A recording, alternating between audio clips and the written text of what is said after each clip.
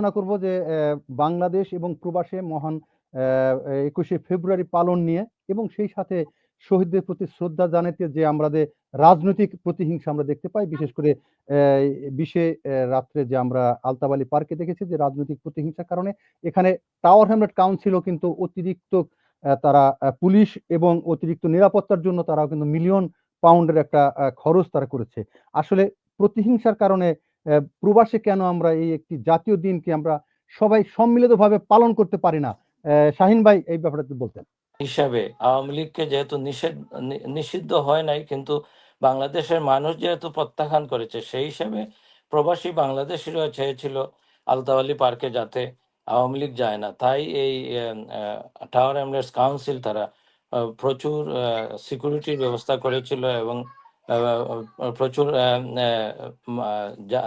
Police ছিল মোতায়েন করেছিল গভীর রাত, যাতে সেখানে চিল্লা চিৎকার না হয় এবং যাতে সেখানে কোনো ধরনের অঘটন না ঘটে। ফেসিস্ট মানেটা কি, ফেসিস্ট অর্থটা কি ভাই আমি তো জানি না, আমাকে একটু বুঝিয়ে বলবেন ফেসিস্ট কাকে বলে এবং কিভাবে এই শব্দটি কোথা থেকে এসেছে, এই শব্দটির অর্থ কি এবং কোন আচরণ করলে মানুষ ফেসিস্ট হয়। আপনারা যখন 21শে ফেব্রুয়ারির আগেই ঘোষণা দিলেন আমাদেরকে যেতে দিবেন না, কেন ভাই? আমাদের কি অপরাধ? আমরা কি শহীদদের প্রতি শ্রদ্ধা জানাতে পারি না? উনি বলছে ফেসিস্ট কি, আমি ফেসিস্টের এক্সপ্লেনেশন দেওয়ার জন্য উনি বলছে ফেসিস্ট হলো যারা মানুষের ভোটের অধিকার হরণ করে, যারা মানুষের বাক স্বাধীনতা হরণ করে, যারা বাংলাদেশের মানুষের কথা বলার অধিকারকে হরণ করে, দিনের ভোট রাতে করে এবং ক্ষমতা হলো মানুষ, জনগণ হইলো ক্ষমতার উৎস। এটা হইলো গিয়ে সিস্টেম। যারা মনে করে জনগণ ক্ষমতার উৎস নয়, আমি আমার পাওয়ার দেখি, আমি আমার শক্তি দেখি আমি ক্ষমতায় থাকবো, তাদেরকেই ফেসিস্ট বলে। কোন ধরনের শব্দ, এটার অর্থটা কি একটু বুঝাইয়া বলেন। ফেসিস্ট তো ইংলিশ শব্দ রে ভাই, আপনি এটা বুঝেন না? যারা মানুষকে জোর করে ক্ষমতায় থাকতে চায়, মানুষের অধিকার হরণ করে শক্তি দিয়ে ডিক্টেটরের মতো ক্ষমতায় থাকতে চায়, তারাই ফেসিস্ট। তাদেরকেই পৃথিবীর সবাই ফেসিস্ট মনে করে। আপনার বাবার সম্পত্তি নিয়ে আপনার বাবার সম্পত্তি নিয়ে আলতাওয়ালি পার্ক, আলতাওয়ালি পার্কে কোনো গতকালকে দেখছেন নি প্রবাসী বাংলাদেশিরা কি করছে দেখছেন?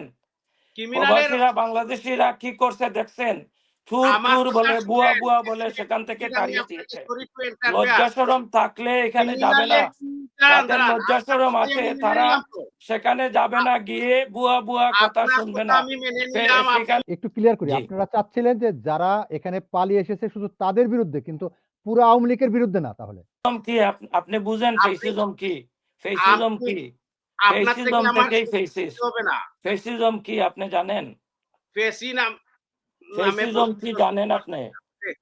ফেসিজম দিয়ে চরমপন্থী ন্যাশনালিস্ট দের বোঝানো হয়। তো ন্যাশনালিস্ট পার্টি কারা? যারা আপনাদেরকে এখন মানুষে এই ন্যাশনালিস্ট, আপনাদেরকেই মানুষ এখন চরমপন্থী মনে করে। আপনারা মানুষদেরকে ধরে নিয়ে গুম করে খুন করেছেন, বুঝছেন? ঈদের সর্দার আপনি বিএনপি কে বলতে চাই এখনো হুঁশে আছেন? আজকে 32 নম্বর ভেঙেছে, কালকে শহীদ জিয়ার মাজার ভেঙে দিবে। এই যে আসছে ভাঙ্গার জন্য, সে গোড়ার জন্য আসে নাই।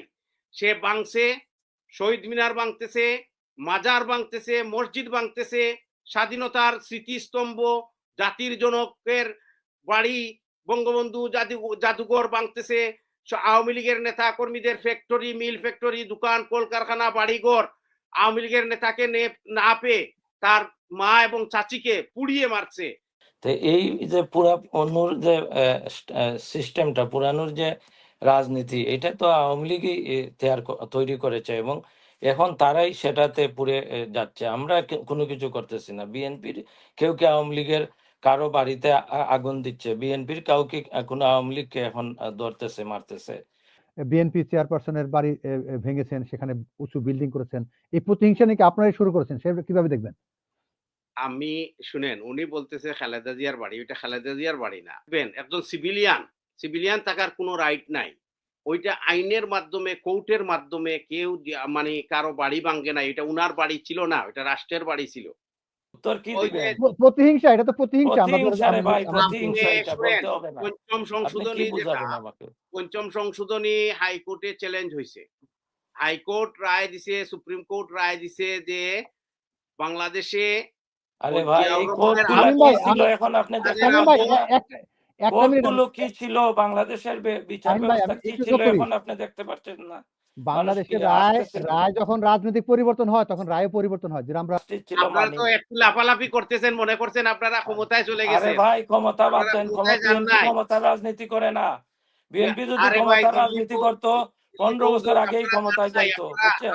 আপনাদের উপর কি বিএনপি আসতেছে ক্ষমতার রাজনীতি করে না। দেখেন সামনে কি হয়। বিএনপি বাংলাদেশের মানুষের শামীম ভাই, রাজনীতি করে। আচরণ করেন। এখন লজ্জা করে না আপনার? এই কোর্টগুলো তো কার আপনি ছিল? তো, এটা তো আপনিও তো প্রমাণ কোর্টে হয়েছে গেছেন। এখন।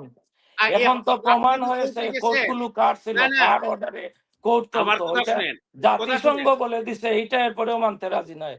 জাতিসংঘ থেকে রিপোর্ট বের হয়েছে এই কোর্টগুলো কিভাবে চলতো, এইটাও আপনি মানতে রাজি নয়। আপনি কোন আকাশের চাঁদ দেখতেছেন? ইনুস যদি চ্যালেঞ্জ করে বললাম, ইনুস নির্বাচন দিবে না। আরে ভাই, হয় নির্বাচন, কেয়ারটেকারের নির্বাচন অধীনে হবে। শুনেন, ইলেকশন শুনেন, বাংলাদেশে শুনেন, আপনি হবেই। বুঝেন নাই তো। নির্বাচন হবে, কেয়ারটেকারের অধীনে নির্বাচন এই হবে। সরকারের আমার অধীনে কথা শুনেন, ইলেকশন আজকে দিতে হবে। কথা বলে গেলাম। এই বাংলাদেশে মির্জা এই ভাই, সরকারের অধীনে হ্যাঁ, কথা হ্যাঁ, ইলেকশন বলে গেলাম, দিতেই ইনুস হবে। নির্বাচন দিবে না। ইলেকশন দিতেই হবে। ইনুস আপনি নির্বাচন বুঝতেছেন দেওয়ার না জন্য কেন? আসে নাই তো। আপনি আপনারা বুঝতেছেন না বুঝেন না কেন? তো। ইলেকশন দিতেই হবে। বাংলাদেশের মানুষকে ভোট দেওয়ার ব্যবস্থা করেন। বাংলাদেশের মানুষ যেভাবেই হোক তার সাংবিধানিক অধিকার ভোট দেওয়া। এই জন্যই উল্লাস করতেছে আজকে। আমি মনে করেন, আমি আরেকটা কথা বলে যাই শাহিন ভাই, নাসির আহমেদ শাহিন ভাই লিখে রাখেন, বিএনপি এখন যদি ক্ষমতায় আসে দেশ পরিচালনা করতে পারবে না।